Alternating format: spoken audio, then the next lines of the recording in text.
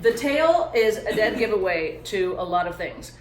The dog's intention, how the dog is feeling emotionally, psychologically, and how he's communicating to another dog or a person, meaning I am no threat or I am a big ass threat and you better look out. So if the tail is up, coming up high over the back in a real tight arc, almost like a whale fin, that is when a dog is trying to look as big and menacing as possible. And he's basically saying, let's go, and trying to say, if you want to go, you're going to have to deal with this.